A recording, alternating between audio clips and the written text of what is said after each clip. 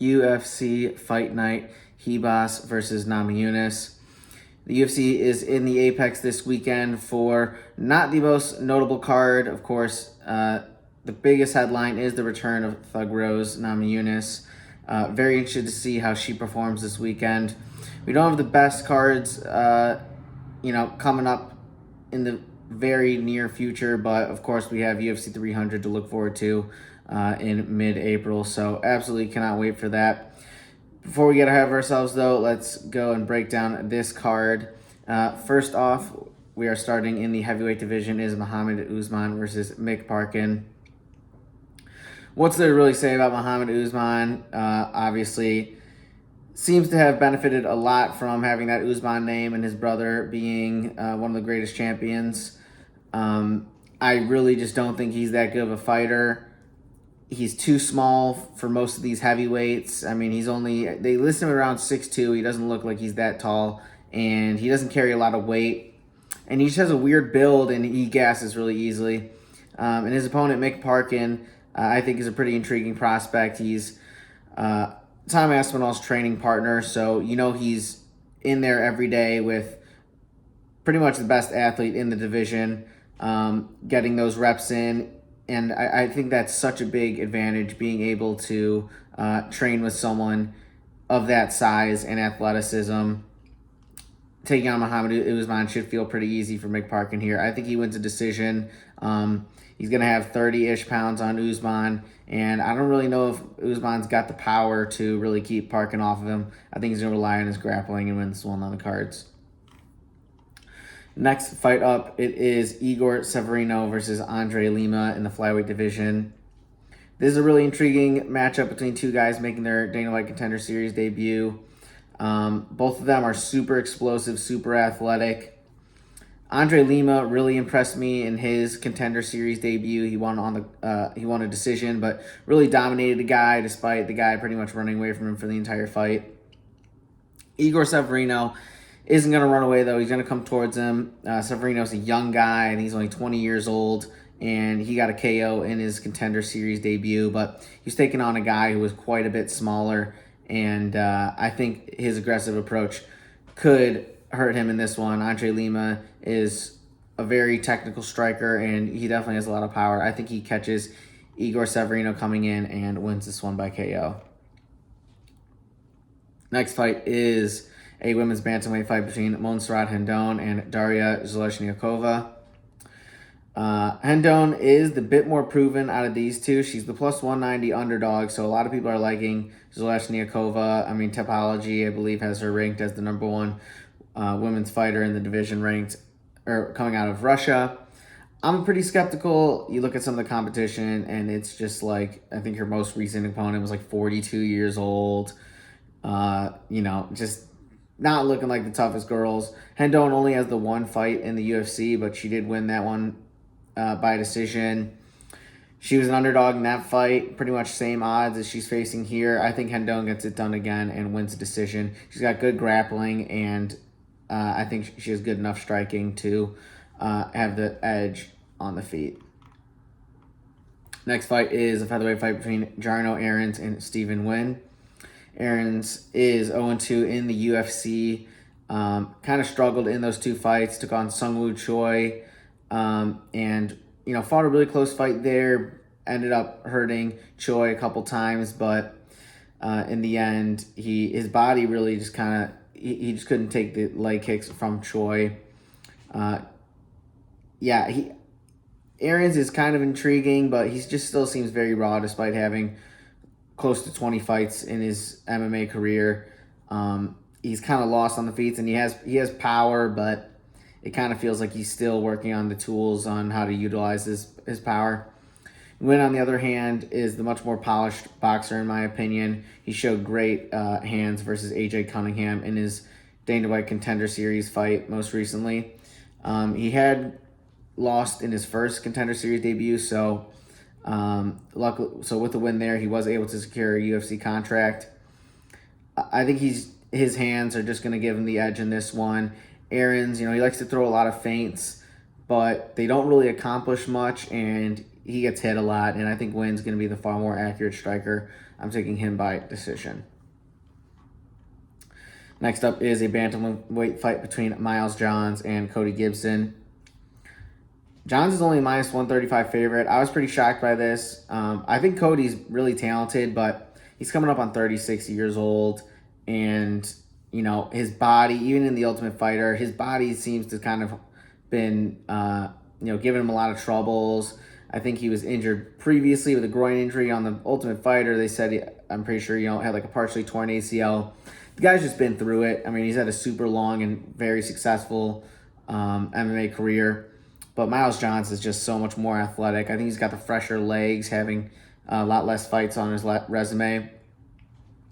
And, really, I think Gibson, he gets cut so easily as well, which I think, and he wears his damage really poorly. So if this is a really close fight, and this goes to the cards, I'm going to give Johns the huge edge because I think Gibson's just going to be showing the damage a lot more. Regardless, I don't think Miles Johns is going to leave it up to the judges. I think he gets a KO here. He's just going to be the more powerful striker, and I don't think he's going to have to respect some of the striking coming back at his way from Gibson. Next fight we have is in the featherweight division. It is Ricardo Ramos taking on Julian Erosa. Erosa is coming off of back-to-back KO losses versus Fernando, Padilla, and Alex Caceres. He's taken off a lot of time, which I think was a great move. Get his bearings back and, come back when he's ready, not rushing things, as we've seen, some other featherweights, people could argue, who've come back too early. You may know who I'm referring to there. Ramos is a super dangerous guy. He's been in the UFC for a long time. He's been doing this, and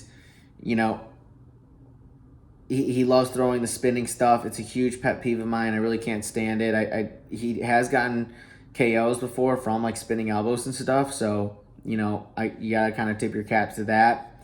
But I just hate backing the fighters where if he doesn't land with one of those crazy strikes, he's just gonna gas himself out. And Erosa, he's gonna be coming in prepared, having not taken in a fight in over a year, I'm pretty sure. So I'm taking Erosa by decision here. I think he dodges all the wild stuff and and just lands a lot more volume of strikes in here. Next fight we have is a fight between Kurt Holobaugh and Trey Ogden. Holobaugh won the Ultimate Fighter most recently. He beat Austin Hubbard in the final. It doesn't mean a whole lot in these days. I mean, by now there's just so many Ultimate Fighter champions running around, and it doesn't get you as much clout as it used to, and I don't think it's as impressive as it used to be. That show's kind of turned into a joke, to be honest. He's taking on Trey Ogden, who was robbed of a really solid win versus Nick Moda, a fight that he really fought to perfection, avoided the big strikes of Moda, and took it to the ground where he was really comfortable. I think Ogden's going to be the more athletic guy, have the deeper gas tank, and Kurt Holobaugh, to be honest, is just not as dangerous, I don't think, as Nick Moda, and doesn't quite bring as much to the table. So I think Ogden wins a decision here and really mixes in the grappling and stuff to win it on the cards. Moving on to the main card, we have a featherweight fight between Fernando Padilla and Luis Pajuelo. Padilla, felt like he was destined to really make some noise in the UFC. He had a huge debut versus Julian Erosa, the aforementioned Julian Erosa, getting a crazy KO.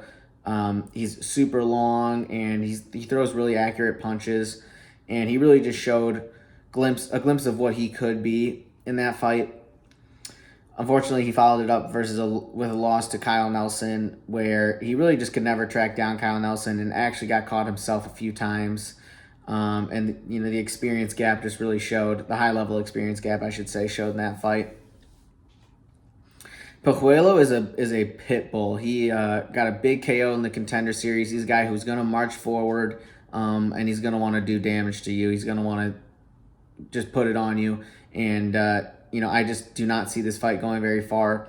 This feels like, to me, whoever lands first is going to win this one, and I'm going to rely on the guy with the much longer reach in Padilla, a guy who is definitely going to be motivated to get some of that clout back that he lost in that Kyle Nelson fight. So I'm taking Padilla by round 1 KO here.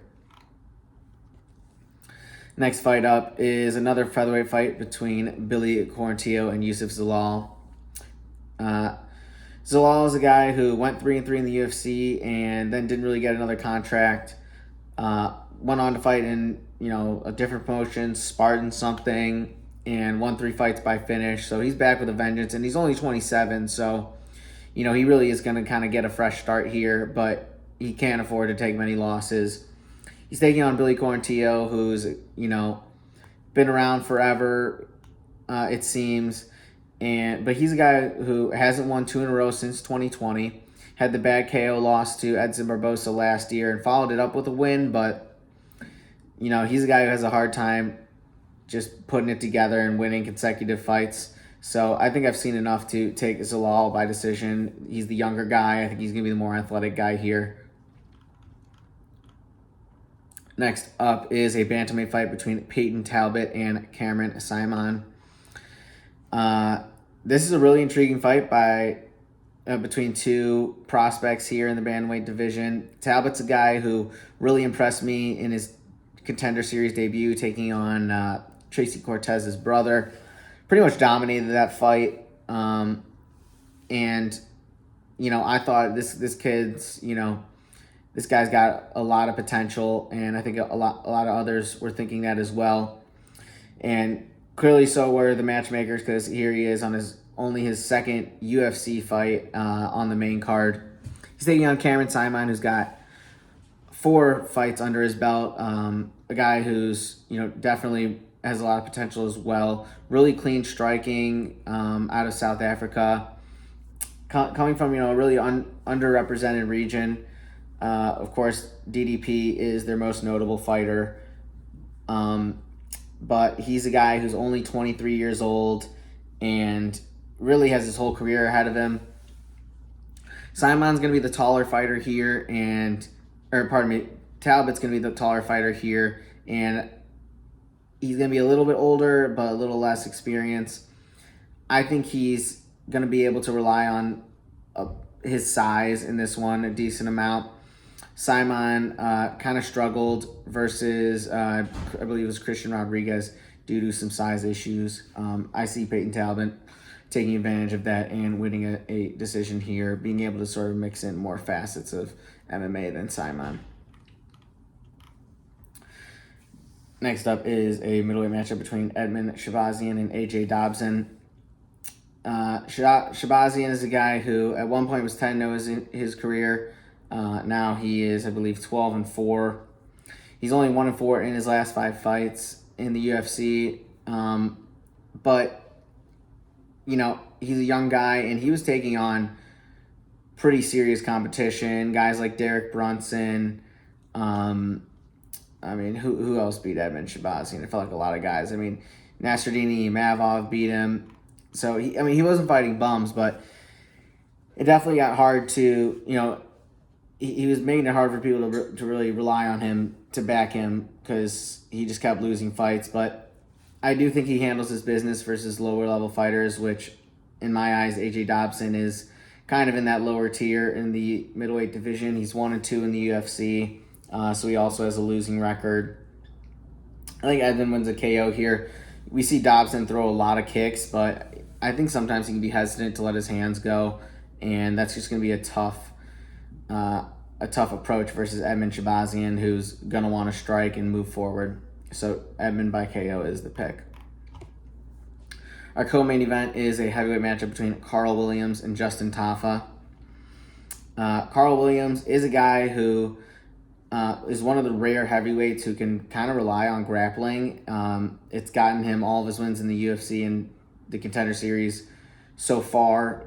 He's really athletic. He's in his early to mid-30s, and I'm pretty sure didn't get started in the sport until pretty recently. But in the heavyweight division, if you have a bit of athleticism, that can get you a long way. He's definitely was an accomplished wrestler, I believe. I'm not sure if he wrestled in college. I think he wrestled in college. but he almost takes like a football approach to wrestling. I mean, it looks like he's making open field tackles on some of these guys. But he's a guy who I kind of have been waiting to fade, and it feels like this might be the time to do it. Justin Tafa is going to be the biggest heavyweight he has come against by far. I mean, Breshke and Chase Sherman, neither of those guys have the mass of Tafa, a guy who's, I'm pretty sure going to be coming in at close to that 265-pound cutoff. He's a load. He got that low center of gravity. I think he's going to be a tough guy for Carl Williams to take down. And even Chase Sherman, he was able to take down Chase Sherman in the first round of that fight, but after that, Sherman kept it standing for pretty much the rest of the fight. And if Carl Williams stands in there with Tafa for too long, he's going to get put out. I'm just so certain of it. So I think Tafa is able to fight off the KOs, really put a lot of weight on him, if he tries to shoot for a double leg. And eventually, I think Tafa finds the KO after Carl Williams gasses himself out with all the grappling. So Tafa by KO is the pick. And finally, we have our main event. It is Amanda Ribas versus Rose Namajunas. Rose is coming off a loss versus Manon Fiorot, which it feels like I was the only person who felt like that was a close fight. I disagree with a lot of the discourse surrounding that fight. I mean, Manon was so much bigger. You could tell Manon is just... she's in a different weight class for a reason. I mean, Rose is... I feel like Rose should go back down to strawweight, but she's really serious about this, making some moves at flyweight. So that's what happens when you're going to be moving up and fighting the bigger girls. But I thought that was a super close fight, a fight that she broke her hand in and still was throwing with that hand a good amount. She showed a lot of aggression that I think if she showed versus Carla Esparza, that division would be in a much different place right now if she had shown that same amount of aggression, because I think she could have won that fight easily. But, make no mistake about it, this is a huge spot for Thug Rose. She needs to make a statement to get some of that momentum back, because, it really felt like she was on the cusp of becoming a superstar. She had the KO over Zhang Weili, who no one has really been able to touch Weili since. And in my opinion, she still feels like the only fighter who can really give Weili a run in that division. So it's up to her to make a splash here. If she wins a boring decision, I just don't think that really gets it done for her to help her move closer to a title shot. I think she needs a finish here, and I think she finds a submission win here. It's a 5-round fight. She's going to have a lot of time to get it done. Ribas has never been submitted before, but Rose has really slick jiu-jitsu, and I can see her hurting Amanda Ribas, who has gotten hurt in both of her recent losses, who got KO'd versus Macy Barber. I think she hurts Amanda Ribas and submits her when she is disoriented, and sets herself up for, a really interesting fight. I mean, the UFC, they want more big names in the strawweight division, in the flyweight division, and I think Rose Namajunas could get back to that point that she so recently was. So that is the breakdown. Thank you all for watching. Like and subscribe. Phone Home MMA out.